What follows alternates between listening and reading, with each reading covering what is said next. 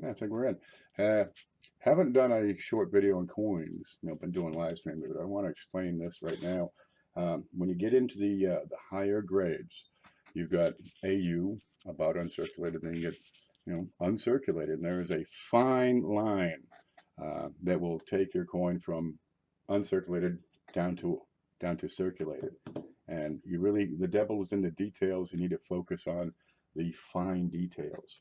Um, Here, if I can get the light right, let me block that with something. If I get the light right, you can see two Pilgrim half dollars, and they're both luscious. They're both beautiful. Let me zoom in on one at a time. Maybe I get this camera to focus. That's about as close as we can get. Maybe I can lift it a bit. Okay, you're looking here at a 1920 Pilgrim half dollar. It's got cartwheel luster. It's brilliant. It's a peach. Over here, I've got a 1921.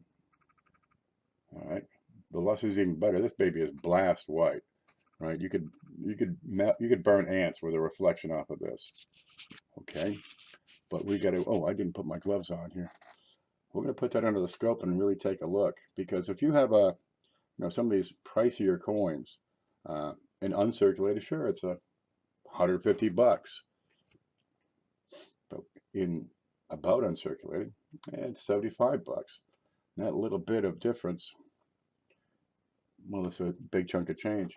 Way back in the day, I don't know, 88, 89, 90, somewhere back then, I picked up a 72 double thigh, right? Double thigh number one. It was a real peach. I'm going to move this under the scope real quick. And I mean, it looked good to me, right? But a while later, I went to sell it, so to pay my light bill. And the guy doing the buying says, "Oh, no, that's circulated." Well, it always looks better when you're selling it than when you're buying it. So we're going to go over here, look at the scope, right? And you can see here's a Pilgrim, 1920. Now this was actually won in last week's big show. I hadn't shipped out, but I'm about to ship it out right now, so I better do this video while I get a chance. Okay, and for all intents and purposes, this is a good looking coin, right? You look at the brim of the hat, it's tight, the details are right, they're sharp, they're clean, they're crisp. There's next to nothing for anomalies or distraction. It's a great coin. Let's look at the back. Okay, here you get the ship. All right, and people look at that and say, "Oh, that's an uncirculated coin. That's brilliant uncirculated." Now you call it BU, but it's not BU. We have to get into the details and explain. Let me pull up that other one. We'll give that a closer look. Okay, this is the 1921.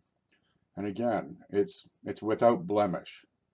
Well, you can probably find one, but you got to really hunt. There's one right in front of his hat there. And really, you got to hunt for that. Okay. Now, this looks uncirculated. The first one, if I can make it fit here, is pretty darn close to uncirculated. Let's get into the details. Okay, you see the corner of the book? Where's my pointy stick? I'm not ready, but I have more pointy sticks. Let's look at the corner of that book right here. Okay, and we want to look at his shoulder right there. Let's compare it with the other. The corner of the book is sharp and unmolested. His shoulder is crisp and without defiling. That little bit, we're going to zoom in. That little bit is what it takes to change it from circulated to uncirculated. I got a lot here on my desk. Okay, let's have a look. This is the 1920. And that book has just a kiss of wear right on the corner. Now, this doesn't mean it was passed around. From what I see on this is probably what I call cabinet wear. The coin wasn't quite stored as well as it could be, and over time, I mean, this is 100 years, 97 years since this coin was made, you'll get little wear marks. Maybe it was in a drawer or something, and opening the drawer and shutting the drawer and a little bit of vibration over a long time will create this sort of wear. So it's kind of uncirculated, but really it's not, because there is wear on the corner of that book. All right, now we're going to compare this to the 1921, which is, I mean, Jesus, this is sweet. Let's see if we can find it. Where is the book? There's a corner of the book here. And just that bit of detail is all it takes to change from circulated to uncirculated. I'll go back to the 20. Next, we want to look at his shoulder. Where are we here? It's, I mean, this is a toothpick I'm using to point with, and it's pretty small. Here on the shoulder, you can see the size of the toothpick. You've got just a bit of wear on that shoulder. We try to wiggle it around. Now the 1921, which is sweet. We look at that shoulder again, and you don't have that flat spot. Right in here. That's the difference. Now on the back, we'll take a look at the crow's nest up on the top of the ship. Where are you? There's the crow's nest. All right. And just below it, the mast. You've got just a bit of wear on the crow's nest and on this mast. I mean, it's just a trace. But on 1921, it's gone. No, I got more mast. Now you see all the little details on that thing all the way around, and the mast itself is round instead of being flat. Let's have a look at the first one. There you go. So we're missing just a hair of detail, and that's all it takes. And if you want to get into you know, these AU, BU sliders, you got to know that this is uncirculated and that one is circulated, and it's this amount of detail that is that change. And you're talking some of these coins, hundreds of dollars, maybe thousands of dollars for just this tiny bit of detail. Okay, now I'm going to have to zoom out just a bit to catch the hair, because it's very slight. Alrighty, there we go. You can have the hair. This is on the 1920, which is circulated. Well, it's AU. But I mean, it's a top quality AU.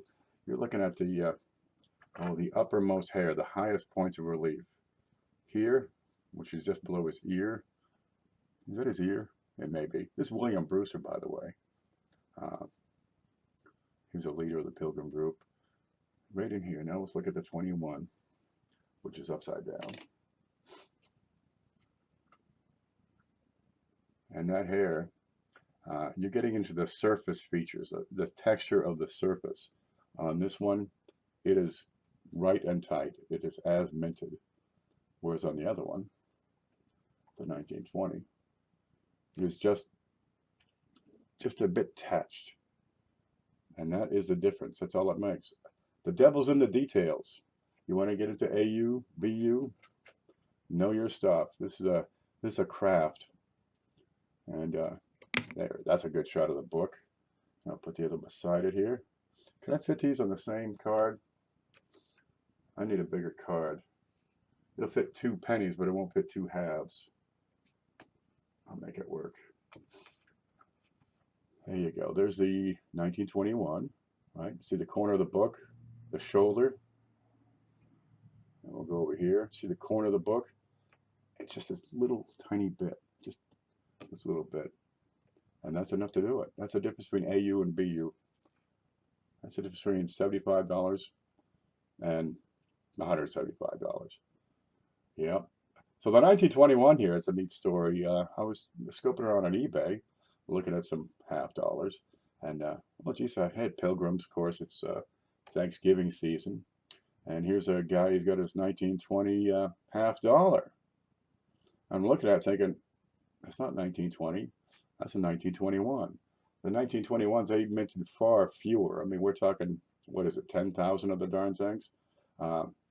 About 7,500, I guess, still survive. Whereas the 1920s, they minted 100 and something, 150,000 of them. Here it is. I don't have it written down.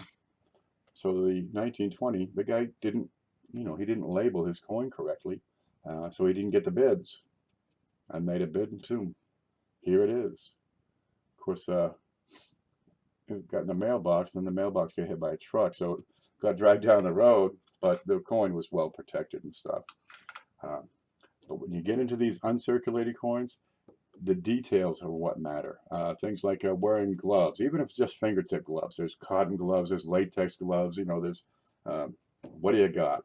Put it on before you handle these, because if you just touch it with your finger, oh, and I got a, where's my loop? That was a good example we had. There we go. I got the loop. Great thing about the loop, I can clean it off. All right. Well, let me clean it up a little more. There we go. And I just stuck my finger on it, so we'll just keep cleaning it off. Polish, polish, polish. The details. Let's get into that. All right, now we have, there's my loop. It's stuck to my hand. Here's my loop. Okay, I polished it up, but I'm going to take my finger here, this one without the glove. I'm going to touch that loop one time and leave that fingerprint. Now, you can't really see that. Let me look over here at the wide. You really don't notice that, right? But you put it under the scope, and boy, you can't miss it. It's not the fingerprint itself, but it's the organic compounds on your hands. The grease, you've been eating pretzels, you got salt on there. You know, you've been eating the cheese puffs, you get the orange stuff on there. You've been eating corn on the cob, whatever you've been eating.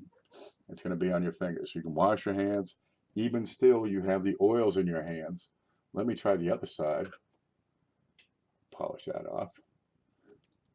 I'll lick that and wipe it on my shirt. So that's fairly clean. Okay, now I'm going to touch it one time on this shiny. So this is a pretty clean finger. It's been licked and wiped. And I'm going to touch that one time. Ready? Still have a fingerprint. Now, over time, these agents, whatever is in that fingerprint, will oxidize, and a lot of times they'll react with your coins. Copper in particular is very reactive, and what's going to happen is going to leave, you know, dark spots in your coin. It's going to etch the surface just a little bit. And when you get into the details and you want to know the difference between, you know, brilliant uncirculated, MS64 or MS65, that's what it takes. So get those gloves. Now, a lot of times you can get them at the pharmacy. You know, people put on a lotion on their hands or something, and they put on a cotton glove so they don't get the lotion on everything. But check the details. Wear your gloves. Protect your coins. Okay, guys? Thank you very much for watching.